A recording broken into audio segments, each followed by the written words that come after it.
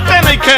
इनका ना सुनबा। अच्छा तू सुनाओ। सवेरे से सांझले करत तारी छाऊ छाऊ कौवनिया बोली इनका निसरे लगाओ काओ हमरा के डाटल इनका काम बारो जना के जैसे के डाटेला दीवान कोनो थाना के। हां तो अच्छा तो माई बिया के तू हमर लिखल पटल घरवा थान पहन के सैंडल ए बबुआ ए बबुआ ए बबुआ मेहरी तोहर कइले बिया जियल मुश्किल ए बबुआ मेहरी तोहर कइले बिया जियल मुश्किल।